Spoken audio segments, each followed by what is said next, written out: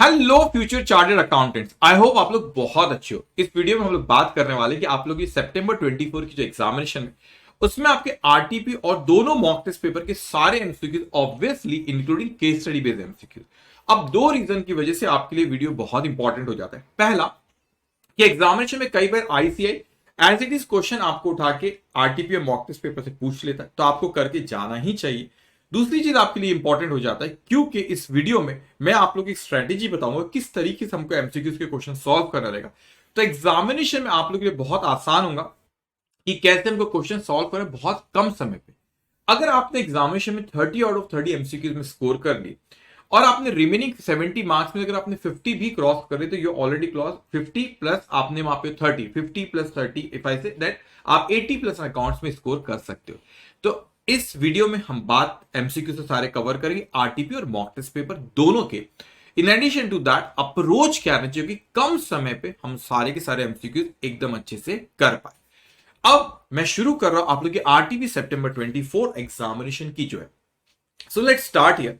सबसे पहले आप लोग की अप्रोच यहां पे क्या रहना चाहिए? सबसे पहले आप लोग की अप्रोच ये रहना चाहिए कि आपको ये पैरा पढ़ना ही नहीं है। याद रखना, जब एग्जामिनेशन में जाओगे आपको ये पैरा पढ़ना ही नहीं है। आपसे यहां पे क्या कर, आपको सीधा डायरेक्टली ये देखना है कि आपको क्वेश्चन किस पे पूछा और कीवर्ड्स को वहां पे हाईलाइट कर रहे हैं। अब जैसे वो कहता है how much revenue, okay how much revenue, तो रेवेन्यू के बारे में बात करें। शुड बी रिकॉग्नाइज, रिकॉग्निशन के बारे में बात करें by the company as on 31 of March 24। तो हमसे कहता है कि रेवेन्यू को रिकॉग्नाइज करना है 31 मार्च 24, उसके बारे में अपने से बात कर रहा है। ठीक है। सेकेंड पॉइंट आपसे कहते हैं कि हाउ मच रेवेन्यू, यहां पर भी कोई बात करे, should be recognise by the company in the financial year 24-25। इसके ऑप्शंस भी नहीं रीड कर, ना ही तो आपको केस स्टडी को रीड करना है, और जब आप क्वेश्चन रीड करो जो पूछा है एमसीक्यू में, ना ही तो उसके ऑप्शंस को रीड कर। आपको सिर्फ ये देखना है कि क्वेश्चन में पूछा क्या है और जल्दी से पढ़ना उसको, कीवर्ड को आपने वहां पर हाईलाइट करे। तो मुझे ये पता है कि पॉइंट नंबर 1 में उसने मुझे बात की रेवेन्यू रिकॉग्निशन के बारे में 31 मार्च को कह रहा है, और एक फाइनेंशियल 24-25 के बारे में सेकंड में कह रहा है। अब थर्ड कहता है what will be the accounting treatment for trade discount. तो अब आपसे कहता है ट्रेड डिस्काउंट, मेरे को ऑप्शन नहीं पढ़ना है, मगर ट्रेड डिस्काउंट के बारे में वो बाद में बात करेंगे। अब यहाँ पे is the company required to do any accounting for 1 year warranty? Yes, basically a warranty को कवर करता AS29। तो इसका मतलब हमको कोई वारंटी के बारे में क्वेश्चन है, ट्रेड डिस्काउंट के बारे में क्वेश्चन है, और रेवेन्यू को रिकॉग्निशन करने में 31 मार्च को, फाइनेंशियल 24-25 को। तो मेरे को पता चल पूछा गया उससे। अब क्या होता है एग्जामिनेशन में, भूल के भी गलती मत करें कि आपने पहले केस स्टडी पढ़े फिर आप एमसीक्यू पढ़ रहे हो फिर दोबारा पढ़ोगे। क्यों? क्योंकि आपने तो पहले पूरा पैरा पढ़े, फिर आपने एमसीक्यू पे क्वेश्चन पढ़े, फिर आपको रियलाइज अच्छा ये क्वेश्चन पूछा, कहां बोला, फिर से मैं पढ़ता हूं, वो दोबारा आपका डबल टाइम लगेगा। तो आपने पैरा पढ़ना ही नहीं, पूछा क्या पहले वो पढ़ना। अब आपके माइंड में चीज आ चुकी है कि भाई मुझे यहाँ पे रेवेन्यू रिकॉग्निशन के बारे में बोल रहा है, 31 मार्च 24-25 के बारे में पूछा हुई, और मेरे को ट्रेड डिस्काउंट और वारंटी के बारे में बोला। अब जब मैं ये केस स्टडी अब मैं जब पढ़ूंगा तो मेरा माइंडसेट वैसा ही बना हुआ है, उसी एंगल से मैं पढ़ूंगा, और जैसे ही ये कीवर्ड्स आएंगे तो मैं और फोकस दूंगा, मैं आंसर वहां से निकाल लूंगा। ठीक है। अब देखो आपसे क्या कह रहा है, यहां पे हमसे कहता है कि Suman limited is in the business of manufacturing electronics equipment and selling these at various outlets. It provide installation service. अब देखो क्या प्रोवाइड करा, इंस्टॉलेशन सर्विस भी प्रोवाइड करता है। अब for the equipment sold and also provide 1 year warranty on all sold product. अब देखते हैं कौन सा प्रोडक्ट ये कोई इक्विपमेंट बेचता है जिसमें 1 year की वारंटी दे रहा है और इंस्टॉल भी करके दे रहा है। अब हमसे नेक्स्ट फेरा में कहता है ना, beach resort are leading resort in the city, it purchase 5 air condition AC from Suman limited for its resort. Suman limited sold 5 AC to beach resort for ₹45 each, which includes installation fees of ₹1000 for each AC। अब आपको बहुत अच्छे समझना है यहाँ पे ये आपसे क्या है, क्या रहा है। अब हमने कोई बीच रिसोर्ट कोई होगा, हमने उसको बेचा, अपन तो सुमन लिमिटेड है, हमने उसको 45,000 रुपीज के एक एसी था, अपन ने उसको बेचे, और एक 5 एसी, तो 45,000 multiply by 5 and I do it is coming 2,25,000। ये कितना आपका 2,25,000। ठीक है। अब देखो उसके बाद यहाँ पे क्या कह रहा है, 2,25,000 ये मेरे पास है, पहली चीज। अब हमसे कहते हैं इसमें अब एसी हम लोग बेचे तो उसको इंस्टॉलेशन करना होता। एसी अपन ने किसी को बेचे तो घर पे ऐसे नहीं अपन उसको डिलीवर करे, जिसको भी अपन बेच रहे वो डिलीवर करो, वो काम करना शुरू कर देना, हमको इंस्टॉल भी करके देना उसको। तो इंस्टॉलेशन के हम चार्जेस ले रहे, एक एसी पे 1,000, जो कि वो कहता है कि ऑलरेडी इसमें इंक्लूड है ये 45,000 पर एसी में वो 1,000 रुपए इंक्लूड है, मतलब 5 एसी के कितने 5,000 मल्टीप्लाई बाय 5 दैट इज 5,000, ठीक है। अब इंस्टॉलेशन की 5,000 रुपए इसमें इंक्लूड है। अब वो कहता है the company also offer 1 year warranty for repair, अगर कोई भी रिपेयर करना ना तो 1 साल की वारंटी वो प्रोवाइड करते हैं, ठीक है। Now the company also offered 500 per ACS trade discount. अब ट्रेड डिस्काउंट दिया तो अकाउंटिंग स्टैंडर्ड 9 से बात करें, एस 9 के बारे में यहाँ पे बात हो रही सारी। एस 9 हमसे कहता है कि यहाँ पे ट्रेड डिस्काउंट को हम अकाउंट नहीं करते, तो 500 रुपए एक एसी पे, तो मैंने कहा कि 500 रुपए एक एसी पे अगर मैं कर रहा हूं तो मेरे 5 एसी है, तो ट्रेड डिस्काउंट हो गया 2,500 का। तो 2,500 का ट्रेड डिस्काउंट, उसको हम रेवेन्यू रिकॉग्नाइज ही नहीं करते। 2,25,000 माइनस 2,500 दैट इज कमिंग 2,22,500। तो ये कितना आपका 2,22,500 ही हमारा आ गया। अब हमसे आगे कहता है that beach result order on March 15 and made payment on March 20। अब देखो उसने ऑर्डर कब उसने हमको दिया 15 मार्च को, उसने पेमेंट दे दिया 20 मार्च को, तो हमने 15 मार्च को उसने हमको ऑर्डर दिया, 20 मार्च को हमने पेमेंट कर दिया, इसी पे डिलीवर्ड हमने 27 मार्च को उसकी डिलीवरी भी दे दी। And installation was completed on 5th of April. अब ये इंपॉर्टेंट चीज है, आपने इंस्टॉलेशन दिए कब, that is 5th of installation कब हो, तो भाई हमने उसने पैसा हमको दिया 15 पेनी ऑर्डर दिया 15 मार्च को, 20 मार्च को हमने डिलीवर करे और 27 मार्च को अपने को पेमेंट भी मिल गई। अब वो कहता है कि हमसे लेकिन इंस्टॉलेशन है 5 अप्रैल को। अब समझना यहाँ पे तो बड़ी इंपॉर्टेंट चीज, हम रेवेन्यू जब भी रिकॉग्नाइज करते जब रिलेटेड सर्विसेज हमने प्रोवाइड करती है। अब मेरे को मिले 2,25,000 minus 2,500 that is trade discount, मुझे मिले कितने 2,22,500 मुझे मिले। तो जब मैं यहाँ पे कहता हूँ कि 2,22,500 मुझे मिले यहाँ पे, तो एक चीज ख्याल से बेटा ध्यान, 2,22,500 रुपए जो मेरे को यहाँ पे मिले। अब हुआ क्या बेटा यहाँ पे इसमें 5,000 ऐसे 5,000 ऐसे जो कि इंस्टॉलेशन से रिलेटेड है। किससे रिलेटेड है, वो इंस्टॉलेशन से रिलेटेड। अब इस चीज को समझना, जब मैं कह रहा हूं बेटा कि इंस्टॉलेशन से रिलेटेड, तो आप बोलेंगे सर वो भी तो हमने रेवेन्यू है ना, आई अग्री रेवेन्यू, लेकिन वो 31 मार्च 24 की तारीख को हम रेवेन्यू रिकॉग्नाइज नहीं कर सकते। द रीजन इज दैट हम इसको इंस्टॉल कब करें, हम इसको इंस्टॉल करें 5th ऑफ अप्रैल को। तो आप इंस्टॉलेशन की सर्विसेज कब प्रोवाइड करें, दैट इज 5th ऑफ अप्रैल। तो अगर मैं इंस्टॉलेशन की सर्विसेज 5th ऑफ अप्रैल को प्रोवाइड कर रहा हूं, इट मींस दैट अगर इंस्टॉलेशन की सर्विसेज अगर मैं 5th ऑफ अप्रैल को प्रोवाइड कर रहा हूं तो 5th ऑफ अप्रैल को ही वो 5,000 रिकॉग्नाइज करूंगा एज रेवेन्यू। क्यों, क्योंकि 5,000 से रिलेटेड सर्विस हम 5th ऑफ अप्रैल को प्रोवाइड करें, तो 5,000 will be recognise on 5th of April. अब हमने बाकी चीज टाइटल टू ट्रांसफर हो चुका है, गुड्स डिलीवर कर दिए, लेकिन उसमें से 5,000 की सर्विस हम 5 अप्रैल को प्रोवाइड करें, 5 अप्रैल को हम रिकॉग्नाइज करें 5,000 को। तो बचा हुआ हमारा कितना बचा, दैट इज 2,17,500। तो 2,17,500 वो हम लोग इसी साल रिकॉग्नाइज कर देंगे 2,17,500। तो पहले हमसे पूछता है यहाँ पे how much revenue should be recognise by the company as on 31 March 24। तो कितना अमाउंट अपने को रिकॉग्नाइज करना है, दैट इज 2,17,500। ये आपका आंसर इसका क्या है, second. Okay, how much revenue should be recognise by the company in the financial year 24-25 में, ये इंस्टॉलेशन वाला, तो आंसर शुड बी 5,000। ये फर्स्ट इसका आपका आंसर है। फिर थर्ड पूछते हो कितना सिंपल है, the same will be now what will the accounting treatment for trade discount, the same will be recognise separate. नहीं, हम उसको रिकॉग्नाइज करते नहीं। एज 9 क्या कहते हैं कि ट्रेड डिस्काउंट सीधा माइनस कर दो, आप उसको मतलब आप रिकॉग्नाइज ही नहीं करते। तो हमने यहाँ पे 2,500 को हमने माइनस कर दिए और बचे हुए को रिकॉग्नाइज कर, ट्रेड डिस्काउंट रिकॉग्नाइज ही नहीं करते। The trade discount are deducted in determining the revenue, correct. अभी हमने करे ना 2,500 ट्रेड डिस्काउंट जो 5 एसी पे तो उसको माइनस करे, उसको रिकॉग्नाइज ही नहीं कर, तो सीधा डिडक्ट कर ले, तो बचे हुए को हम रेवेन्यू रिकॉग्नाइज कर, देयरफॉर आंसर इज सेकंड। अब हमसे पूछते is the company required to do any accounting for 1 year warranty, the answer is yes. Accounting 29 को डील करता है।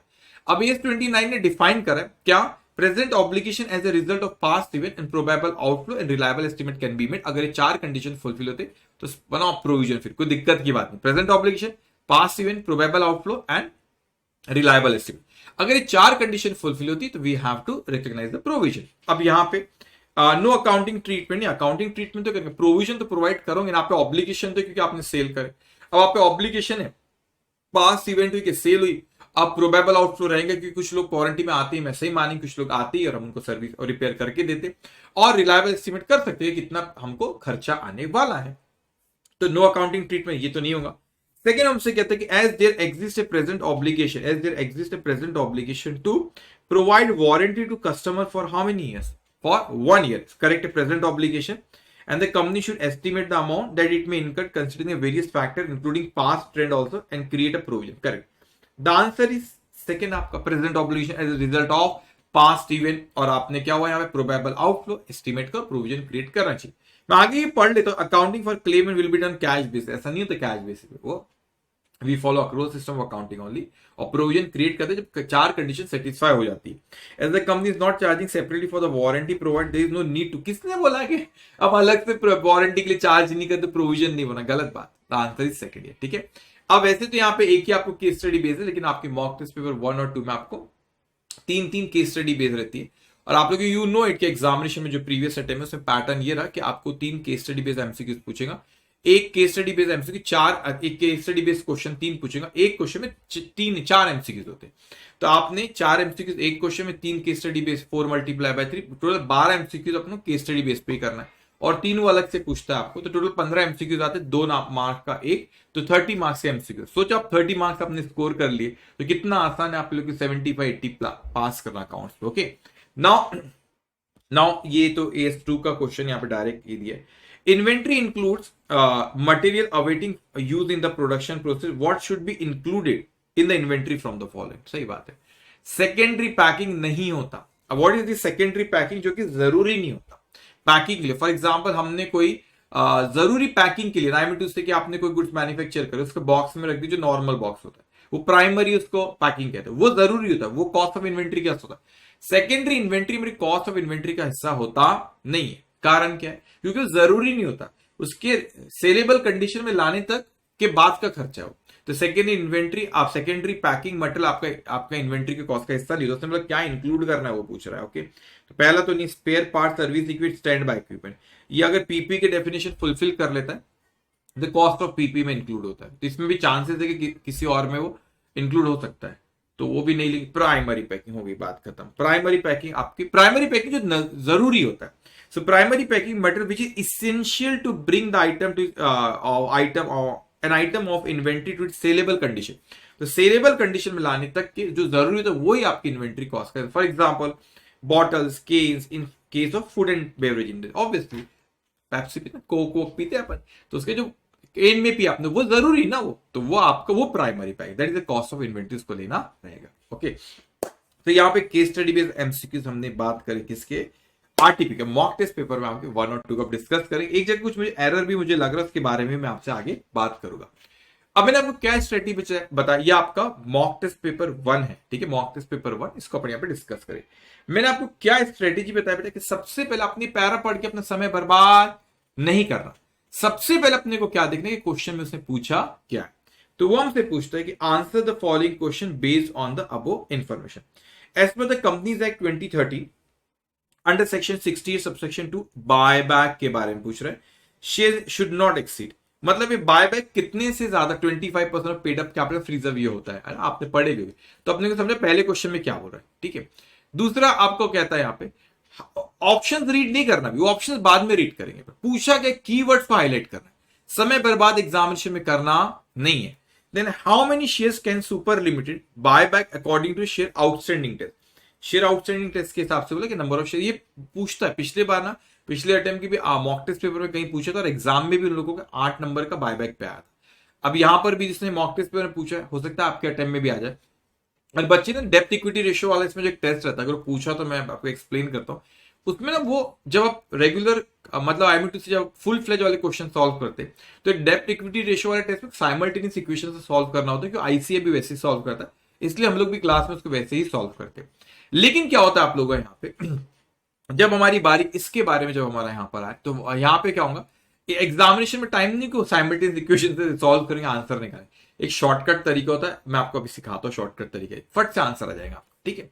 Now what is the maximum number of share that can be bought back according to resource test के बाद. तो 3 test होती है, outstanding share outstanding test, resource test. अब तीसरा D point, according to the डेप्थ equity ratio test what is the maximum number of share that can be bought back. तो ये तीनों टेस्ट के बारे में उसने बोला. मैं तीनों टेस्ट आपको एक्सप्लेन भी करूंगा, और साथ में आपको बताऊं कौन सी शॉर्टकट ट्रिक है इससे रिलेटेड. किससे रिलेटेड? आपकी डेप्थ इक्विटी रेशियो टेस्ट, कौन सी शॉर्टकट है इससे रिलेटेड, वो भी हम लोग यहाँ पे बात करेंगे. अब सबसे पहले कहता है हमसे, now Super Limited a manufacturing company has the following summarised balance sheet as of 31 March 2024.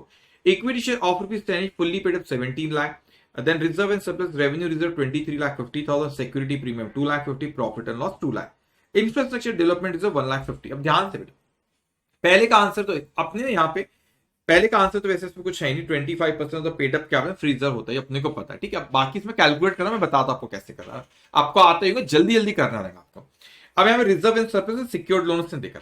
अब हम जब यहाँ पे बात करते हैं ना, हमको जो तीनों टेस्ट में रिजर्व जब भी बात हुई तो फ्री रिजर्व, लेकिन for the purpose of buyback whenever I say free reserve that is including securities premium only for the purpose of buyback, ये कंपनीज एक्ट कहती है। तो जब भी मैं यहाँ पे बायबैक का चैप्टर है, जब भी उस बायबैक वाले चैप्टर फ्री रिजर्व कहा गया, it means it is implied that is including of what, securities premium. इसको आपने ख्याल रखना, ठीक है। अब यहाँ पे उसने हमको सिक्योर्ड लोन देकर 9% debenture 38 lakh, unsecured loan 8,50,000, then property plant equipment 58,50,000, current asset 34,50,000. Now super limited plans to buy back 35,000 equity share of rupees 10 each, fully paid on 1st of April 24 at rupees 30 per share. Now the buyback is authorized by its article and necessary resolution have been passed. The payment for the buyback will be made using the company's bank balance, which is of part of its current asset. ठीक है। अब ध्यान से अपने समझना पूछा कैसे। अब यहां पे अपने से पूछता है कि आउटस्टैंडिंग टेस्ट, आउटस्टैंडिंग टेस्ट आपसे क्या कहती है? आउटस्टैंडिंग टेस्ट हमको कहते हैं कि आपका यहाँ पे जो भी paid up capital free reserve है, पहले तो आउटस्टैंडिंग टेस्ट होगा। आउटस्टैंडिंग टेस्ट में आपको कह रहा है कि जो भी आपके नंबर ऑफ शेयर्स है उसका 25% ही उतने शेयर आप बायबैक कर सकते हो। तो मैंने कहा यहाँ पे मेरे पास टोटल अमाउंट जो है कैपिटल का दैट इज 17 लाख, कितना है 17 लाख। एक शेयर मेरा है 10 रुपीज का, इसका मतलब मेरे पास कितने होंगे 17 lakh divided by 10 rupees, that means 1,70,000 is the total number of share. हम लोग बायबैक मैक्सिमम कितना कर सकते हैं 25, वो कर रहे कितना बात अलग है, लेकिन इस टेस्ट के हिसाब से अपन कितना कर सकते हैं, वो हम कर रहे हैं यहाँ पे 35,000, वो अलग बात है। 35,000 आप करना चाहते हो वो अलग बात है। रिसोर्स टेस्ट आउटस्टैंडिंग टेस्ट के हिसाब से कितना कर सकते, शेयर आउटस्टैंडिंग टेस्ट, तो 1,70,000 multiply by 25% that is coming 42,500 share. तो ये आ रहा हमारा 42,500 शेयर आ रहे, द आंसर इज ये आगे सेकंड। अब वो रिसोर्स टेस्ट पूछा तो वो कहते हैं कि paid up capital plus freezer उतना ही अमाउंट आप यूटिलाइज कर सकते हैं for the purpose of buyback. तो मैंने कहा बताओ पेड अप कैपिटल मेरा कितना है, उसका 25%, मैं 25% पे आता हूं, लेकिन मैंने कहा paid up capital free reserve का 25% 1 बाय 1। तो पेड अप कैपिटल कितना है हमारा 17 lakh rupees paid up capital. तो यहां पर हमने लिखे 17 लाख रुपीज, अपन यहाँ पे लिख दिया 17 लाख रुपीज मैंने यहाँ पे लिखा, ठीक है। अब उसके बाद जब मैं फ्री रिजर्व कहता हूं, मैंने आपको भी पता होगा कि हम लोग फ्री रिजर्व जब भी बायबैक का बोलते हैं that is including securities premium. तो हमारे पास फ्री रिजर्व है, रेवेन्यू रिजर्व 23,50,000, सिक्योरिटीज प्रीमियम भी इंक्लूड कर रहा था 2,50,000 और प्रॉफिट एंड लॉस कितना पे 2 लाख। तो ये 3 फ्री रिजर्व है मेरे पास। Infrastructure development reserve free reserve आपका नहीं है, ठीक है। अब यहां पे आपसे कहता है रेवेन्यू रिजर्व मैंने कहा 23,50,000, then I have securities premium 2,50,000, then I have 2 lakh और किसका जो आपका प्रॉफिट एंड लॉस का। 23,50,000 plus 2,50,000 plus 2 lakh that is coming 28 lakh. तो ये आपके फ्री रिजर्व होगा 28 लाख से। तो आपका टोटल यहाँ पे 17 lakh plus 28 lakh, how much it is 45 lakh आपका होता है। कितना हो रहा है 45 लाख आपका यहाँ पे हो गया, ठीक है। अभी 45 लाख में 25% ही यूटिलाइज कर सकते हैं, तो multiply by 25% that is coming 11,25,000 हम यूटिलाइज कर सकते हैं for the purpose of buyback. मेरे को अमाउंट के टर्म्स में, लेकिन मेरे को शेयर्स के टर्म में बताना है इस कंडीशन के हिसाब से कितने शेयर, एक शेयर पे आप दे कितने, इतना अमाउंट में यूटिलाइज कर सकता हूं, कितना दे रहा हूं एक शेयर पे हम लोग कितना दे रहे हैं, यहाँ पे हम लोग बायबैक करें 30 रुपीज में। तो यहां पर डिवाइडेड बाय 30 करोगे तो वो आ जाएंगे आपके number of share that is coming 37,500 shares. तो मैं इस कंडीशन के हिसाब से 37,500 शेयर्स बायबैक करना चाहता हूं, ठीक है। अब आते हैं थर्ड, इस पे थर्ड नहीं फोर्थ। अब डेब्ट इक्विटी रेशियो टेस्ट में क्या होता है कि आप जब भी बायबैक करो, आपका paid up capital free reserve जो भी होगा बायबैक के बाद उसका ट्वाइस करोगे तो पेड अप आपका डेप्थ उससे ज्यादा नहीं होना चाहिए। लेकिन इसका मतलब जो भी बायबैक आपने किए उसके बाद आपका paid up capital free reserve जितना भी उसके डबल से ज्यादा आपका डेप्थ होना नहीं चाहिए। अब ध्यान से मेरी समझ स्टेप्स इसमें मैं कैसे अपने को सॉल्व करना है। अब आपने कोई साइमल्टेनियस इक्वेशन सबको कुछ भी नहीं करना, मैं आपको जैसे कहूंगा बस वैसे करना, आंसर आपका आ जाएगा। अब एमसीक्यूज में करना, अगर फुल फ्लेज वाला क्वेश्चन आया आपको तो उसमें अपने साइमल्टेनियस इक्वेशन से ही इसको सॉल्व करना। अब देखो आपसे क्या कहता है, हमसे यहां पर हम लोग इससे कह रहे हैं यहाँ पे कि आपने सबसे पहले आपने देखना कि आपका डेप्थ कितना है। तो इसमें depth doesn't mean long term, पूरा depth, short term, long term सब। तो 38 लाख मतलब करंट लायबिलिटी नॉन करंट सब यूज करना, 38 लाख एंड 8,50,000। तो मैंने कहा कि मेरा डेप्थ होता है यहाँ पे 38 lakhs में कैलसी में कर रहा हूं यहाँ पे 38 lakhs प्लस 8 लाख 50, तो ये आ रहा है 46 लाख 50,000। तो मैंने कहा 46 लाख 50,000 मैंने किया, तो दिख रहा है स्क्रीन पे। ओ तो डेप्थ है 46 lakh, just give me 1 minute. तो डेप्थ मैंने कहा 46 लाख 50,000, ठीक है। अब मैंने कहा इसका 50% आपने ले लेना, तो मेरा पेड अप कैपिटल मैं बताता क्यों, सीधा इसका 50% आंख बंद करके इसका 50% लेना 23 लाख 25,000। मेरा paid up capital free reserve जो है इससे नीचे नहीं जाना चाहिए। आप ऐसा क्यों कह रहे हो, अगर अपना अब मैं यहाँ पे एमसीक्यू सॉल्व कर, लेकिन बता दो लॉजिक, अगर इससे नीचे गया सपोज 23 लाख हो, 23 लाख को आप डबल करो दैट विल बिकम 46 लाख, तो 46 लाख से ज्यादा हो जाएगा, तो वायलेशन हो जाएगा। तो इसलिए जो भी आपका डेप्थ हो उसका सीधा 50% ले लेना, और जो अमाउंट इससे कम paid up capital free reserve आपका होना नहीं चाहिए। मेरा paid up capital free reserve फिलहाल कितना, मेरा paid up capital free reserve आपने कैलकुलेट किया, तो यहां पर भी paid up capital 17 lakh, free reserve 28 lakh, 45 lakh मेरे पास पेड अप कैपिटल है। तो करंट पेड अप कैपिटल, एक मिनट ऐसे लिखता हूं, current paid up capital and free reserve, जगह कम है तो ऐसे लिख रहा हूं, current paid up capital free reserve that is 45 lakh. तो आप मुझे बताओ बेटा 45 लाख है, कम से कम इतना अपने को मेंटेन करना, तो I will say 45 lakh minus I will say minus 23 lakh 25,000। So 45 lakh minus 23 lakh 25,000, how much it is coming, 2 lakh, not 2 lakh, 21 lakh. तो आप मैं कहता हूं कि मेरे पास अभी है 45 लाख, मेरे पास अभी paid up capital free reserve, मेरे को मिनिमम मेंटेन करना है 23 लाख 25,000, तो इसका डिफरेंस आता है 21 लाख 75,000 मैं बायबैक के लिए यूटिलाइज कर सकता हूं, समझना है। तो ये कंडीशन का वायलेशन नहीं होगा। तो आप क्या करते हैं, यहां पे आपने लिखना 21 लाख 75,000। अब गड़बड़ यहां करूंगा मैं, शॉर्टकट तरीके, कोई साइमल्टेनियस इक्वेशन कुछ आपको नहीं करना, सीधा आंसर आएगा आपका कि मैंने कहा कि मैं इतना यूटिलाइज कर सकता। अब आप बोलेंगे एक बायबैक पे हम कितना दे रहे हैं, तो एक बायबैक पे हम लोग कितना दे रहे हैं, यहाँ पे we are giving on one buyback we are giving how much 30, तो हम 30 एक बायबैक के ऊपर दे रहे हैं बेटा। तो आप बोलेंगे सर डिवाइड बाय 30 कर दो, आपको एक चीज ख्याल रखना है, डिवाइड बाय 30 तो आप करोगे एक बायबैक पे दे रहे हो, प्लस आपको एक चीज और करना रहेगा, यहां पे आप गड़बड़ करोगे। तो ये बोलेंगे सर 30 बायबैक पे दे रहे हो, समझे, प्लस 10 क्या कर दिया। अब होती क्या दिक्कत है, मैं लॉजिक बता दूं, एग्जाम में फट से कर ले, आंसर आ भी जाएंगे। इसका आंसर देखो आ जाएगा 21 लाख 75,000 डिवाइड बाय 40 करो, तो दैट इज कमिंग 45375। आ गया answer 45375, no no no sorry 54375, ठीक है वही आ रहा है 54375 आ रहा है, 54375 आंसर आ गया हमारा, ठीक है। अब समझो लॉजिक क्या था, क्या होता है कि आप जब बायबैक करते हो ना, तो आप बोलते हो इतना मेरा paid up capital free reserve आप इतने से कम कर सकते हो, इतना मेरे को मेंटेन करना है। अब होता है क्या है, इतना आई मीन टू से इतना मुझे मेंटेन कर, इतने से कम कर सकते हो। अब जब इतने से कम कर सकते हो तो आप बोलते 30 से तो कम हो रहा है कैपिटल, धन से कैपिटल आपका यहाँ पे जो इतना 21 लाख 75 टोटल बेटा कैपिटल, और आप बोलेंगे सर कैपिटल फ्री रिजर्व है, तो कैपिटल मेरा कितने से यहाँ पे कैंसिल हो रहा है, आप बोलेंगे सर कैपिटल मेरा हो रहा है यहाँ पे 10 से कैंसिल हो जाएगा, ठीक। फ्री रिजर्व 20 से मेरा हो जाएगा, फ्री रिजर्व 20 से मेरा हो जाएगा, ठीक है। अब बोले सर और क्या दिक्कत है, वो 10 का है, 10 इस चीज का बेटा कि जो 10 आपका सीआरआर में हमको ट्रांसफर करना है, तो जब आप सीआरआर में ट्रांसफर करोगे तो आपका फ्री रिजर्व यहां पे कम होगा, और सीआरआर क्रिएट होगा, तो आप बोलेंगे सर फ्री रिजर्व क्रिएट तो हो गया, दूसरा नहीं, सीआरआर फ्री रिजर्व नहीं है, तो सीआरआर क्रिएट करते वक्त एक फ्री रिजर्व मेरा कम होगा लेकिन दूसरा मेरा क्रिएट नहीं होगा बेटा। तो मेरा जो पर शेयर मेरा 40 से कम होगा paid up capital free reserve, 10 normal face value, 20 मेरी रिजर्व कम होंगे क्योंकि मैं बायबैक 30 पे करूं इंस्टेड ऑफ 10, तो 20 ज्यादा दे रहा हूं, तो मैं रिजर्व से आगे मैं एडजस्ट करूंगा, और क्योंकि मैं सीआरआर में ट्रांसफर करूंगा फ्री रिजर्व से, तो फिर से मेरा फ्री रिजर्व कम होगा, तो वहां पर और 10 कम होगा। तो सीआरआर जो क्रिएट करो फ्री रिजर्व नहीं है, इसलिए कोई नया फ्री रिजर्व नहीं आ रहा, एक फ्री रिजर्व कम जरूर हो रहा है जब हम सीआरआर को ट्रांसफर करें, लेकिन नया फ्री रिजर्व हमारा यहां पर नहीं आ रहा। तो ये की आपने ख्याल रखना, जो भी ये क्या फेस वैल्यू जो भी रहेगी ना, आप जो शेयर बायबैक करें उसकी जो भी फेस वैल्यू उस पर यहाँ पे प्लस कर देना, तो आप बायबैक जितने पे करो उतना लिखना, जो एक फेस वैल्यू जो भी आपकी शेयर्स की जो बायबैक है उसकी फेस वैल्यू लिख देना, खत्म, आपका आंसर आ जाएगा।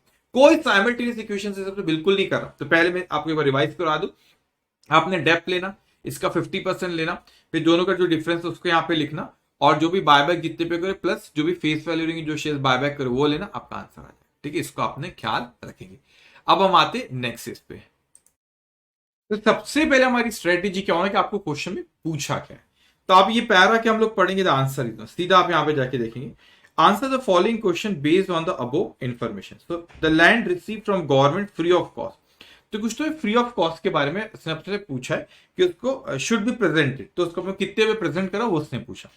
As per as 12 how the government grant ₹30 lakh should be present है। तो अलग अलग तरह की ग्रांट यहाँ पे दी, एज 12 के बारे में पूरा है आपका केस स्टडी। तो 30 लाख की कोई ग्रांट मिलेगी, उसके बारे में पूछा है कैसे प्रेजेंट करें। ऑप्शन रीड नहीं करना है। As per the as 12 how the government grant of ₹15 lakh with condition to purchase machinery में बी प्रेजेंटेड एज। तो कोई 15 लाख रुपीज की अपने ग्रांट मिली, उसको कैसे करना है, कैसे प्रेजेंट करना है, उसके बारे में कह रहा है। Which of the above grant are recognized to be are required to be recognized in the statement of profit and loss on a systematic and rational basis, ठीक है, over the useful life of the asset, ठीक है। तो ये आपको वो किस तरीके से कोई तीनों में से किसी एक के बारे में पूछा है कि कैसे उसको सिस्टमेटिक और रेशनल बेसिस पे रिकॉग्नाइज करना है, जो आपको मैं बताऊंगा। जब आपको पीपी पे आपको मिलता है और आप उसको डेफर्ड करते हो, तो in the same proportion we are charging depreciation, in the same proportion हम उसको क्या करते हो, वो जो आपने डेफर करे उसको भी प्रॉफिट एंड लॉस अकाउंट में ट्रांसफर करते सिस्टमेटिक बेसिस पे on in the proportion of depreciation जो चार्ज करे। कोई बात नहीं, उसका वो क्लू है। अब मैं एक एक करके यहाँ पे रीड करता हूँ। अब मुझसे कहते हैं यहाँ पे, now Venus Limited receive a parcel of land at no cost, मतलब ये फ्री ऑफ कॉस्ट के बारे में बोला। तो आपने जल्दी से यहाँ पे इस चीज को पकड़ ली कि ये फ्री ऑफ कॉस्ट, ये फ्री ऑफ कॉस्ट, वहां आंसर अपने को मिल जाएगा। The government for the purpose of developing a factory in an outlying area, the land is valued at ₹75 lakh। 75 lakh की, पर याद रखना आपको जो उसकी नॉमिनल वैल्यू होती है उस पर अपने को लिखना होता है। While the nominal value is ₹10 lakh, 10 lakh रुपए की नॉमिनल, बात होगी खत्म। जब फ्री ऑफ कॉस्ट में नॉमिनल वैल्यू पे लिखना है, तो इसका आंसर है 30। फट से आंसर निकाला अपने को। तो पहले पूछा क्या वो, और फिर आपने कीवर्ड्स करो, फिर कीवर्ड्स अपने को पैरा में से ढूंढना रहेगा। Additionally the company receive A government grant 30 lakh. तो ये 30 लाख के बारे में अपने से बात करें, जो उसने दूसरा अपने को 30 लाख पूछा है। अब वो क्या कह रहा है यहाँ पे, उसका आंसर अपने को भी मिल जाएगा। वो क्या कह रहा है अपने से, now which represent 25% of total investment needed for the factory development. जब कोई गवर्नमेंट ग्रांट मिलती है ओवरऑल भी, आई मीन टू से इन the nature of promoters contribution, okay. तो वो यहाँ पे which represent 25% of total investment, मतलब प्रमोटर्स कॉन्ट्रीब्यूशन, स्पेसिफिक कोई एक एसेट के लिए नहीं है। तो ओवरऑल डेवलपमेंट के 25% लिए, तो it is in the nature of promoters contribution. और उसने पूछा है, अब इसका रुको, आगे मत पढ़ना, सेकंड का आंसर अभी मिल जाएगा। पूछा क्या उसने, as per as how the government grant ₹30 lakh should be presented in the nature of promoters contribution, तो कैपिटल रिजर्व को क्रिएट करा जाता है as per as 12। So should be recognise profit and loss, नहीं, यस आंसर इज सेकंड। हो गया, capital reserve आपने लिख दी, बहुत कम समय लगेगा इस पे, बस ये स्ट्रेटेजी से आपने सॉल्व करना, ओके। अब इसके बाद आगे हमसे कहता है that furthermore the company received ₹15 lakh with the stipulation that it be used to purchase the machinery। उन्होंने 15 लाख रुपए की गवर्नमेंट ग्रांट मिली और वो मशीनरी कोई परचेज करने वाले तो उसमें उसको यूज करने के लिए, ठीक है। तो वो पीपी से रिलेटेड है, डेप्रिशिएबल एसेट, ठीक है, मशीनरी ले रहे। अब मैं आगे कुछ अभी नहीं पढ़ता, और आगे मैं पूछा क्या, एज पर एज 12 यहाँ पे इसके बारे में उससे बात करें, जो आपका 15 लाख रुपए मिले, ठीक है। अब वो कहते हैं यहाँ पे as per as 12 how the government grant ₹15 lakh with a condition to purchase machinery में बी प्रेजेंट है। कैपिटल रिजर्व नहीं करते हो पीपी में, या तो आप पीपी की कॉस्ट से कम करो या डेफर्ड करो, ये दो ऑप्शन होते हैं। तो ये नहीं है, शेयर होल्डर्स फंड भी नहीं, income statement receive, income in statement of profit and loss receive, no, deferred income. और जिस प्रपोर्शन में आप डेप्रिसिएशन चार्ज करोगे, आंसर फोर्थ कहीं मिल गया, जिस प्रपोर्शन में डेप्रिसिएशन चार्ज करोगे उसी प्रपोर्शन इसको डेफर्ड करके, डेफर्ड जो आपने इनकम करे, डेफर्ड गवर्नमेंट ग्रांट को you will transfer to PNL. तो यहाँ पर उसने पूछा कि जो तीनों जो सब्सिडी थी, ग्रांट मिली, एक फ्री ऑफ कॉस्ट, एक 30 लाख की जो मिली कैपिटल रिजर्व प्रमोटर्स कॉन्ट्रीब्यूशन, और एक रिलेटेड टू पीपी।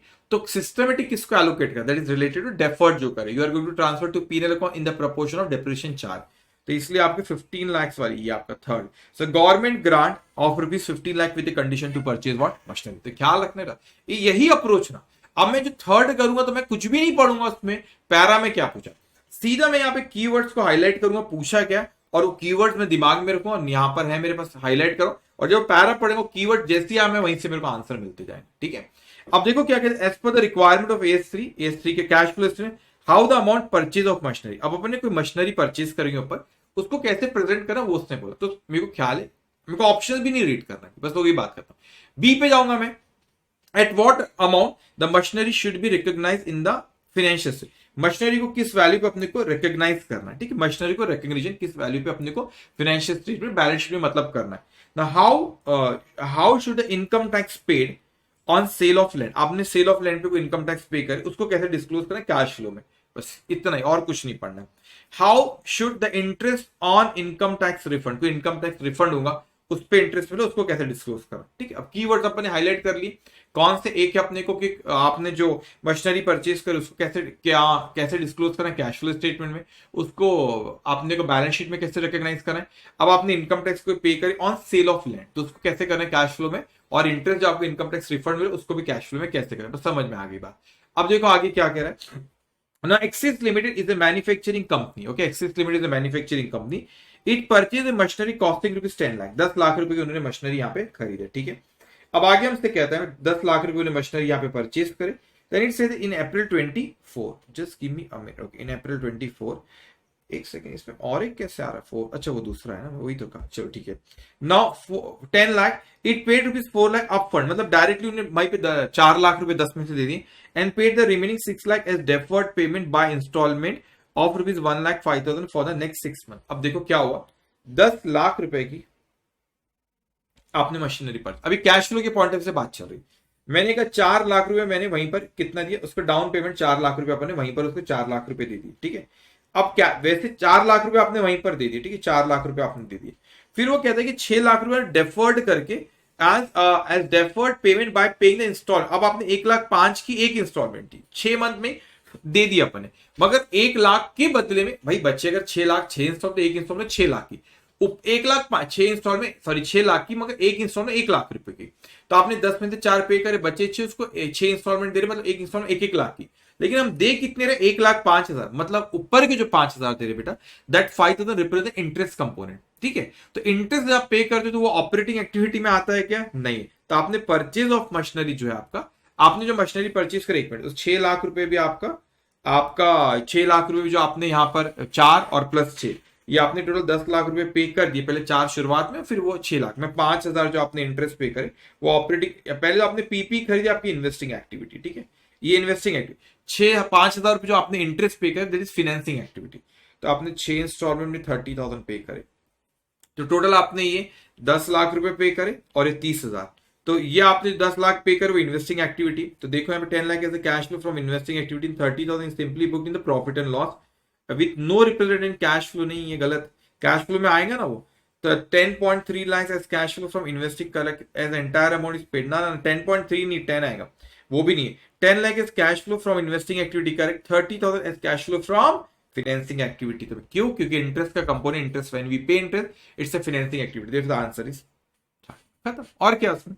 अब आगे क्या था अपने से, रिकॉग्निशन का भी हो जाएगा। आपने मशीनरी कितने पे रिकॉग्नाइज करेगी, मशीनरी आप रिकॉग्नाइज करेगी यहाँ पे, आपने क्या कहता है आपसे, what amount the machinery should be recognise in financial statement, 10 lakh, लेकिन नहीं सर 10 लाख 30,000 पे, अरे 30,000 इंटरेस्ट है, और ए 16 कहता है इंटरेस्ट पे कैपिटलाइज कर सकते हैं, लेकिन क्वालिफाइंग एसेट होना, दैट्स एक सब्सटेंशियल पीरियड ऑफ टाइम, ऐसा भी कोई केस नहीं, आपने मार्केट से बनी बने खरीद के लाए, तो 30,000 आपका कॉस्ट ऑफ इन्वेंट्री का, कॉस्ट ऑफ सॉरी पीपी का हिस्सा नहीं है।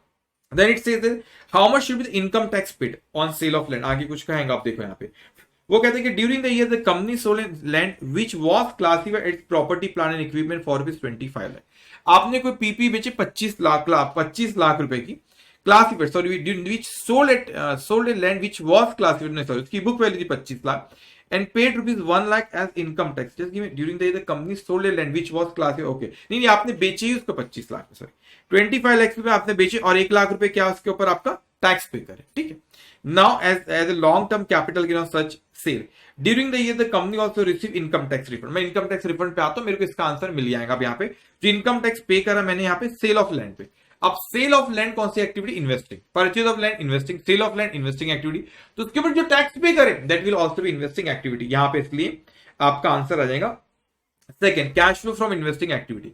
तो आपने जो टैक्स पे करे वो, वैसे टैक्स जो पे करते normally it is operating activity, लेकिन आपने यहाँ पे टैक्स किसके ऊपर पे करे, लैंड पे जो आपको प्रॉफिट हुआ बेचने पे, तो sale of land is investing activity, तो जो उस पर प्रॉफिट पे टैक्स जो पे करे that is also investing activity. Okay done. अब हमसे कहते हैं यहाँ पे आपने क्या हुआ, आपने tax, how much interest on income tax refund, अब आपको क्या हुआ यहाँ पे, income tax refund should be disclose. अब यहाँ पे हमसे कहता है आपको इंटरेस्ट मिला इनकम, अब आपने कोई टैक्स पे कर दी, वो ज्यादा पे कर, तो आपने को इनकम टैक्स रिफंड मिला। अब आपने टैक्स किस पे करे, सर वो सेल ऑफ लैंड पे, अग्री यस और नो, सेल ऑफ लैंड पे। ठीक है, अब आगे देखो हमसे क्या कहता है, during the company also receive back income tax refund along with interest. अब इनकम टैक्स रिफंड हुआ, अब आपने जो पहले समझो इस चीज को बेटा, अब आपने जो यहाँ पे इनकम, आपने जो टैक्स आपने पे करे, ठीक है, वो आपने सेल ऑफ लैंड पे करे, वो कौन सी एक्टिविटी थी, वो हमारी थी इन्वेस्टिंग एक्टिविटी, तो वो टैक्स भी आपकी इन्वेस्टिंग एक्टिविटी। और आपको इंटरेस्ट यहाँ पे रिसीव्ड हुआ, तो टैक्स जो आपको रिफंड आ रहा है बेटा, वो आपका यहाँ पे जब आपने टैक्स पे करो उसको इन्वेस्टिंग एक्टिविटी, उस पे जो रिफंड आ रहा है that is also investing activity, तो उसके ऊपर interest is also investing activity. इस चीज को समझना, इंटरेस्ट आपको रिसीव्ड हो रहा है तो ये आपकी इन्वेस्टिंग, पे करते जब दैट इज फाइनेंसिंग एक्टिविटी। तो यहां पर आपने पे, यहां पर आपने जो पे कर दिया, क्योंकि आपने उसको 1 लाख के बदले 1,05,000 की इंस्टॉलमेंट दे देते, और यहाँ पे जो आपको इनकम टैक्स रिफंड हो रहा है, आपने ज्यादा पे कर, तो उसके ऊपर इंटरेस्ट मिला। अपन इंटरेस्ट की बात, इंटरेस्ट जो मिला वो कौन सी एक्टिविटी बेटा, इन्वेस्टिंग एक्टिविटी है, क्योंकि आपको इंटरेस्ट रिसीव्ड हो रहा है। जब आपने पे की थी टैक्स, वो आपकी इन्वेस्टिंग एक्टिविटी, इंटरेस्ट पे रिसीव्ड हो रहा है, तो आपकी कौन सी एक्टिविटी, इन्वेस्टिंग एक्टिविटी। तो इस तरीके से आपको बेटा यहाँ पे 3 हमने यहाँ पे केस स्टडी बेस करे जो मॉक टेस्ट पेपर 1 के थे, लेकिन ये हो गए 24 मार्क्स के आपके हो गए, एक इसमें 4 आता है, टोटल 3 क्वेश्चन 4 आ गए आपके, तो आपके 12 एमसीक्यूज ऐसे हो गए। अब यहाँ पे इंडिविजुअल भी 3 अलग से पूछता है, बड़े सिंपल यहाँ पे। तो यहाँ पे पूछा गया पहले हाउ मच द बोरोविंग, तो पहले देखना कि पूछा गया है, कुछ नहीं पढ़ना, पहले देखो पूछा गया। अब उसने यहाँ पे बोरोविंग के बारे में उसने कहा, तो बोरोविंग कॉस्ट के बारे में पूछा है, चलो ठीक है।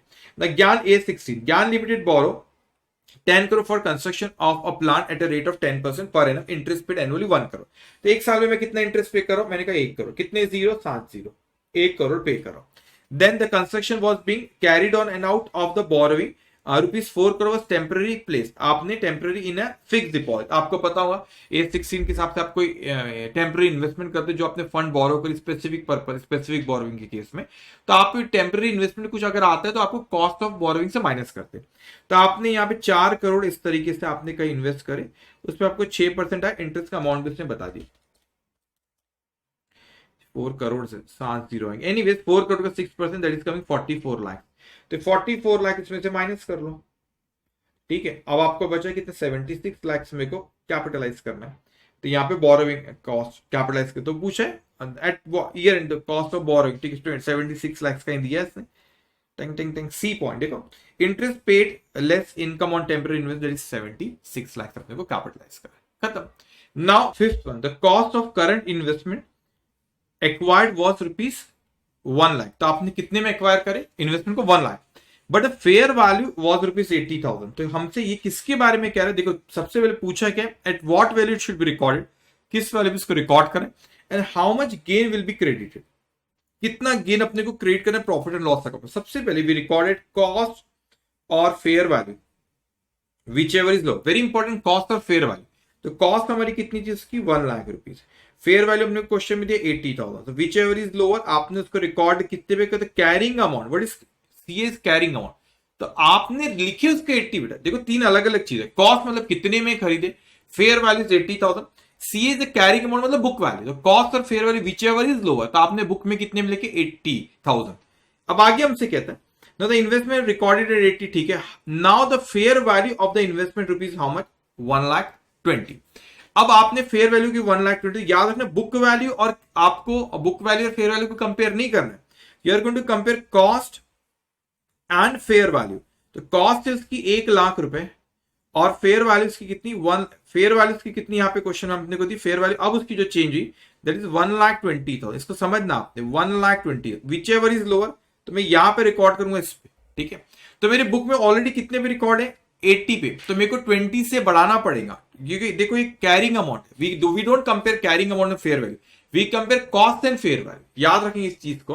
तो cost is 1 lakh and fair value is 1,20,000, तो whichever is lower 1 lakh, तो बाद में अपने नहीं 1 लाख हो गया, उसको बढ़ाना पड़ेगा।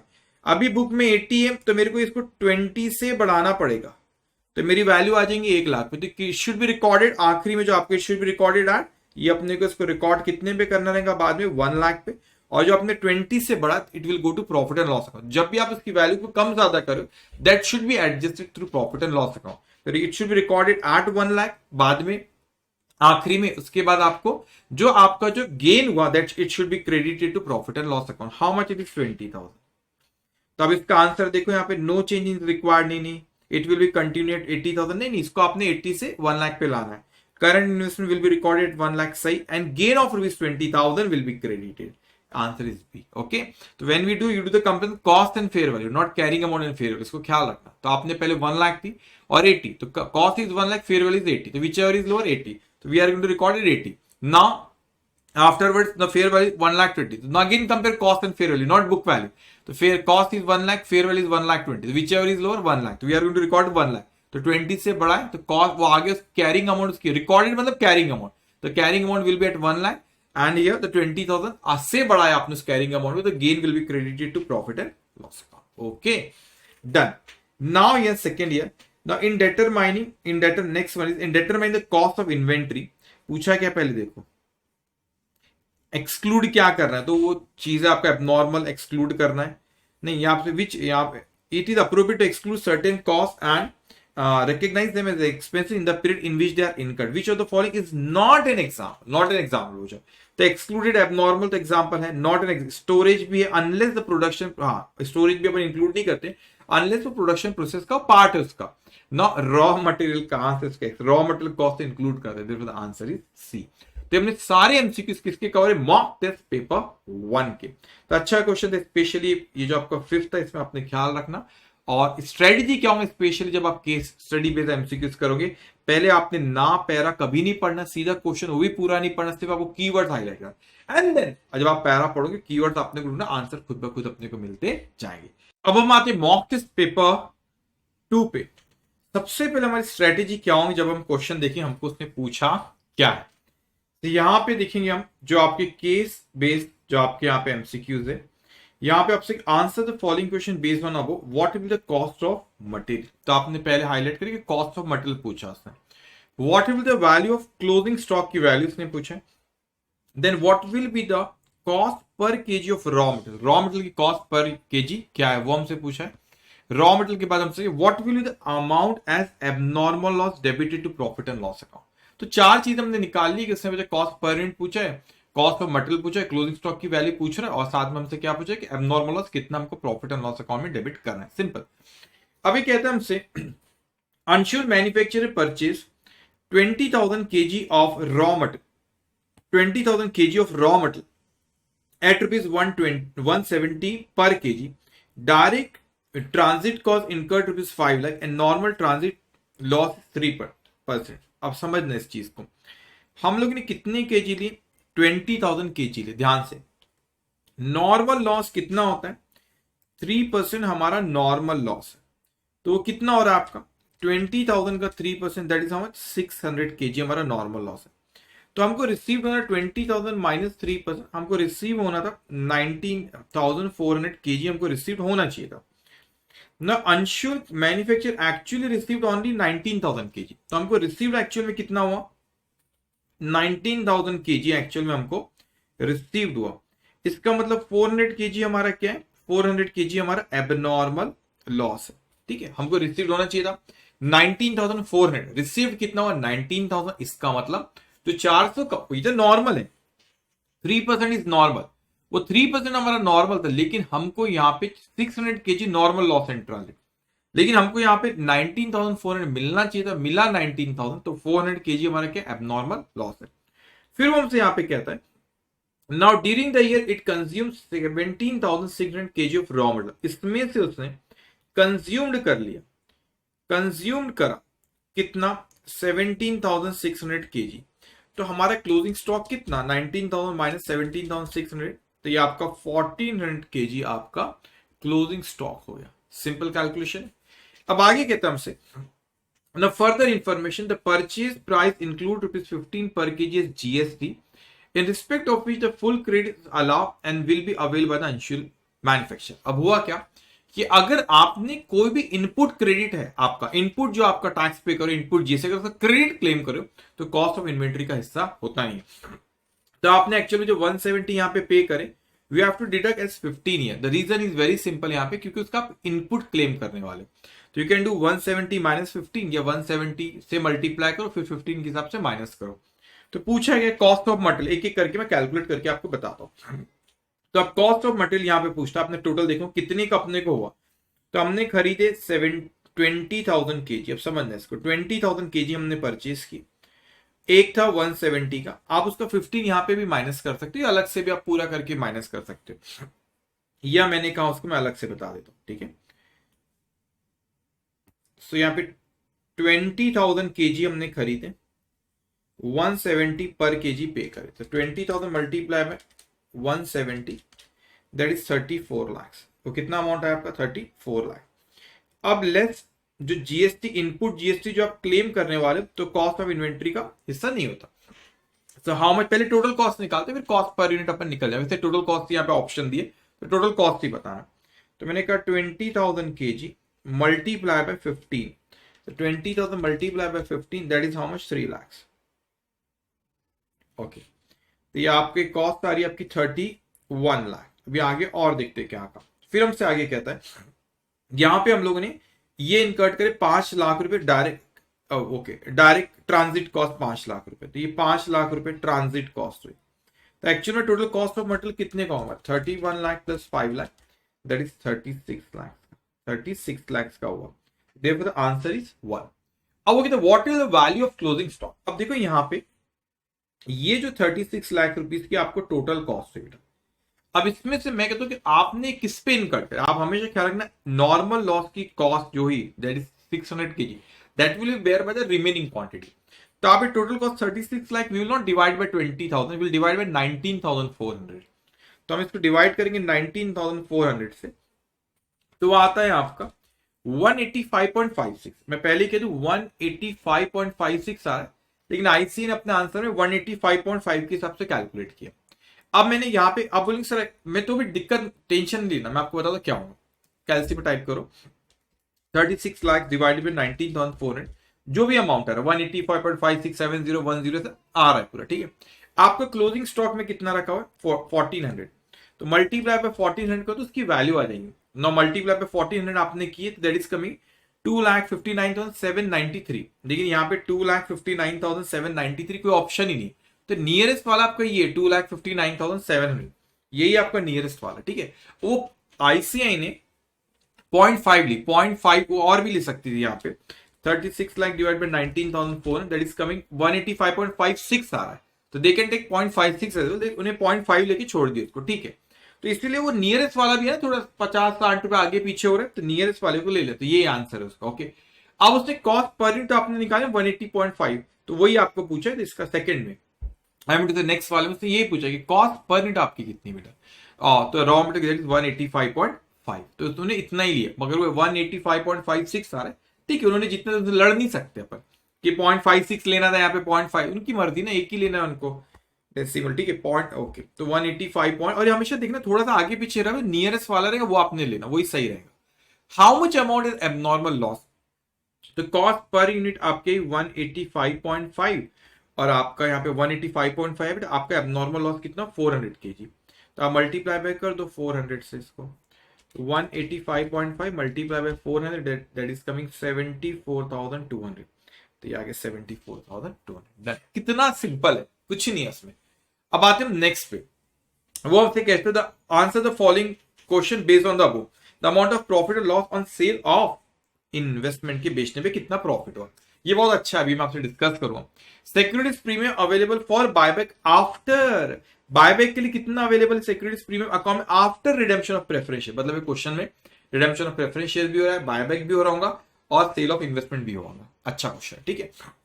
देन वो हमसे पूछता है total amount to be transfer to capital redemption reserve अपने को कितना करना, जो भी आउट ऑफ प्रॉफिट होता है that be transfer to CRR account.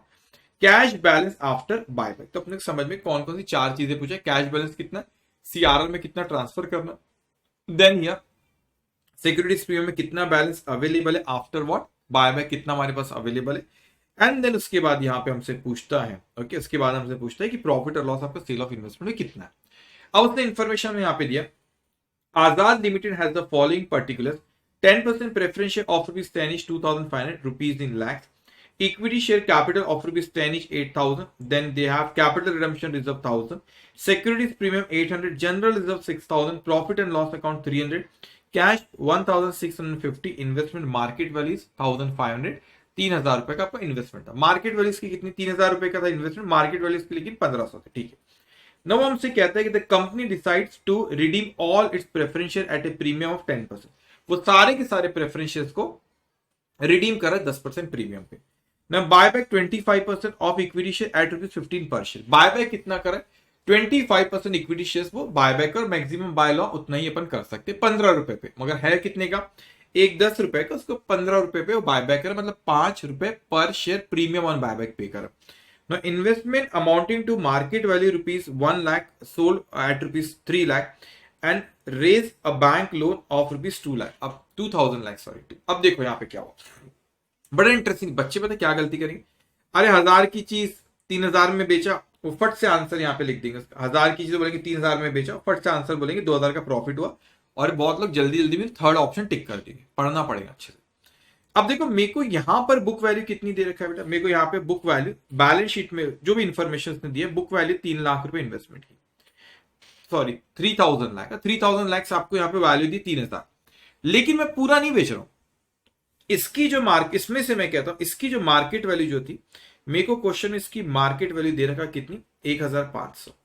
तो इसकी मार्केट वैल्यू थी 1500, जो बुक वैल्यू में आपके 3000 लिखा हुआ, उसकी मार्केट वैल्यू कितनी थी 1500। ठीक है, ध्यान से समझ। अब मैंने कहा उसमें से मैंने जो बेचा जिसकी मार्केट वैल्यू 1000 थी, खेल समझना, जिसकी मार्केट वैल्यू 1000 थी उसको मैंने 3000 में बेचा, तो मेरी सेल वैल्यू 3000, उसमें मुझे कोई डाउट नहीं, मुझे कॉस्ट भी तो पता चलना चाहिए, बुक वैल्यू भी तो पता चलना, देन आई कैन से कि प्रॉफिट हुआ कि लॉस हुआ। अब क्या हुआ, बच्चे जल्दबाजी में क्या करें कि 1000 की चीज को 3000 में बेचो, ने झट से बोले कि 2000 का प्रॉफिट हुआ, और बोले कि प्रॉफिट एंड लॉस का 2000 का प्रॉफिट उसको यहाँ पे ट्रांसफर कर, 2000 का सॉरी 2 लाख लॉस हुआ, अच्छा 2 लाख प्रॉफिट यहाँ पे दिया हुआ है, ठीक है नहीं, अच्छा नहीं तो जल्दबाजी में हो सकता है कि लॉस भी ना पड़े, 1000 की 3000 में बेचा, बोले यहाँ पे कोई अच्छा कंफ्यूज करे, प्रॉफिट लिखते तो और ज्यादा चांसेस हो जाती, लेकिन जल्दी जल्दी में 2000 दिखते इसको टिक कर देते, अब तो गलती नहीं करना। अब देखो आपका हुआ क्या यहाँ पे कि आपने बेटा यहाँ पे 3000 की उसकी बुक वैल्यू, इसकी मार्केट वैल्यू थी 1500। अब उसने ये नहीं बोला कि इसमें से कितना बेचा, उसने बोला कि जिसकी मार्केट प्राइस 1000 रुपए की मार्केट वाली प्राइस की चीज को बेचे, तो उसकी बुक वैल्यू कितनी, तो ही हम कंपेयर कर पाएंगे ना प्रॉफिट और लॉस। तो ये हम निकाल सकते हैं कि जो आपने बेचे उसकी बुक वैल्यू कितनी, सिंपल। अगर मैं कहता हूं 3000 जो मेरी बुक वैल्यू थी, उसकी 1500 मार्केट वैल्यू थी, मल्टी प्रपोर्शनेट निकालो ना, प्रपोर्शन निकाल रहा हूं मैं, ऐसे कहता है आपको। अगर 1500 जिसकी मार्केट वैल्यू थी, उसमें से 1000 बेच की चीज बेचा, तो 1000 डिवाइड बाय 1500 करूं तो 0.66, मतलब 2/3 मैंने बेचा। तो जो बेचा उसकी, जो मेरी टोटल बुक वैल्यू थी 3000, तो जो बेचा उसकी बुक वैल्यू होगी यहाँ पे 2000, तो यहां पर आप लिखेंगे 2000 उसकी बुक वैल्यू होगी। तो आपको ये प्रपोर्शनेट निकालना पड़ेगा कि आपने 2/3 एक्चुअल में बेचे, 3000 का 2/3 आता है 2000, तो 2000 की चीज को आपने बेचे 3000 में, तो आपका प्रॉफिट आ रहा है 1000, देखो आंसर इस, देखो इसका सेकंड आंसर 1000 हमारा प्रॉफिट आ रहा है। ओके, अब हम इसको ध्यान रखना, इसमें गलती नहीं कर रहा, बहुत अच्छा क्वेश्चन। अब आगे हमसे पूछते हैं कि सिक्योरिटीज प्रीमियम अवेलेबल फॉर, देखो यहाँ पे कंफ्यूज नहीं होना आपने बेटा, 3000 उसकी बुक वैल्यू थी और मार्केट वैल्यू उसकी 1500 थी, जो उसने बेचा बोला उसकी मार्केट वैल्यू 1000 थी, तो मतलब 1500 में 1000 की चीज बेचा, 1000 की मार्केट वैल्यू वाली चीज को बेचा। अब बुक वैल्यू एक अलग चीज होती है, तो हमने सेल वैल्यू का अलग है, मार्केट वैल्यू अलग है, और बुक वैल्यू का अलग है, 3 अलग अलग वैल्यू बेटा। तो इसमें से उसे ये कंफ्यूज करे बोले कि 1000 रुपए वाले मार्केट वैल्यू को बेचा, मतलब 1500 में जिसकी मार्केट वैल्यू उसमें 1000 को बेचा, तो 2/3 बेचा, तो टोटल बुक वैल्यू आपकी 3000 थी, उसका 2/3 आता है 2000, तो 2000 की बुक वैल्यू की चीज को हमने 3000 में बेचे, तो हमारा प्रॉफिट कितना, 1000 हमारा क्या हो यहाँ पे प्रॉफिट है। You understand this point, rupees 1 lakh profit. अब वो कहते हैं कि securities premium available for buyback after redemption. अब आपने रिडेम्पशन ऑफ प्रेफरेंस शेयर्स करे, तो आपने 2500 पूरे के पूरे बायबैक आपने रिडीम करे, ऑल बोला पूरा का पूरा रिडीम करा 10% प्रीमियम, ठीक है।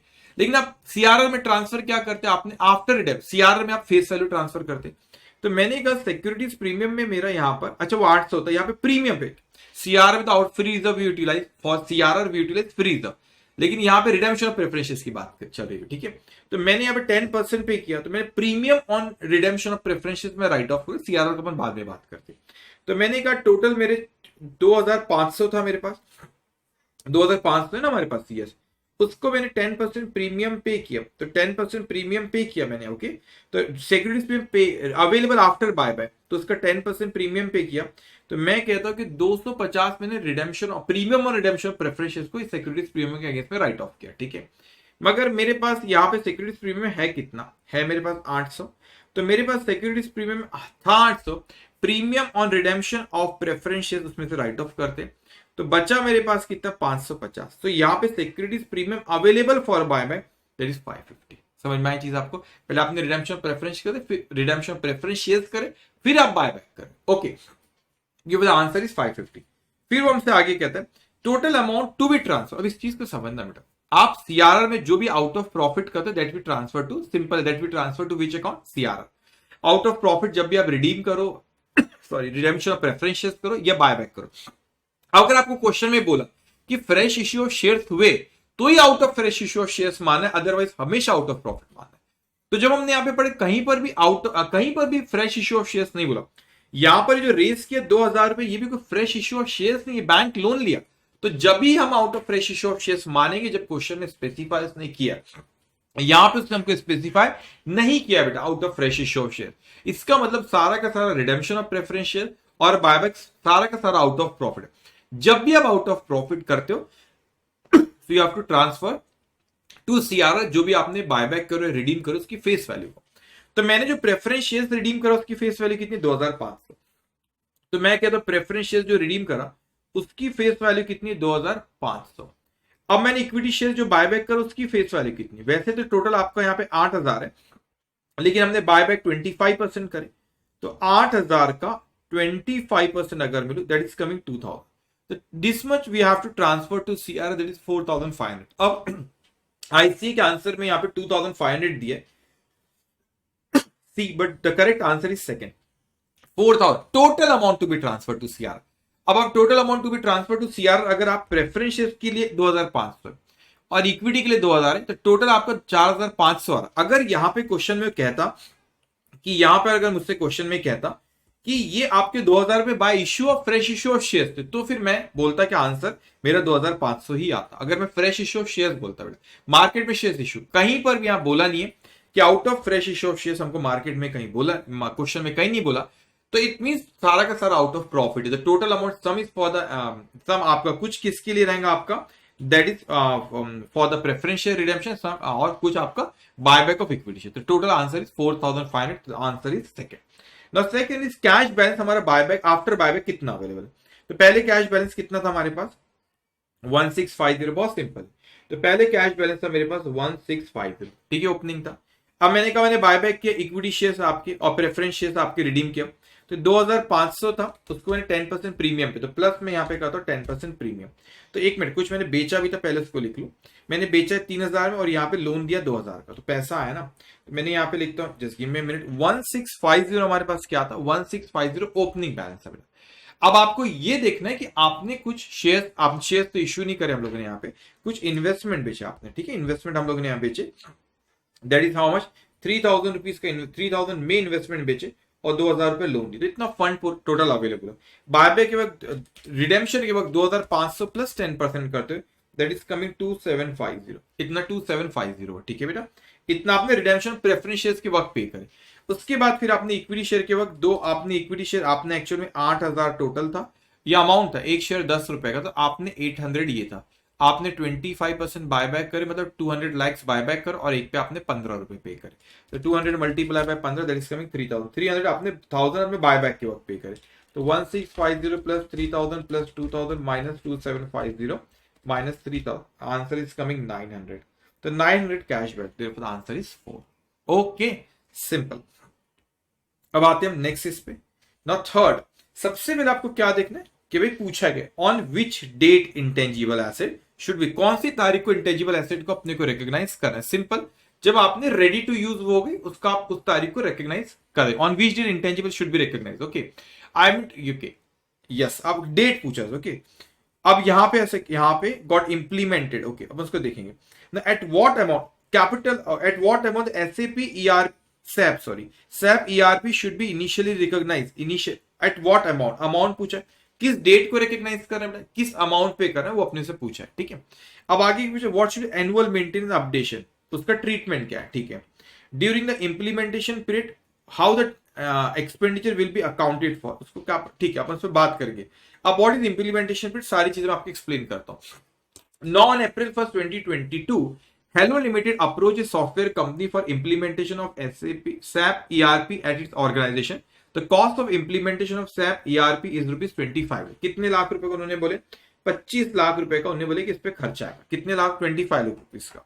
Now the time required is 15 month, उसमें पूरे इंप्लीमेंटेशन के लिए हमको 15 महीने उन्होंने बोले कि लगेंगे उसको, ठीक है, वो सॉफ्टवेयर बनाएंगे ना ऑल दैट, 25 लाख रुपए का खर्चा, 15 महीने का टाइम।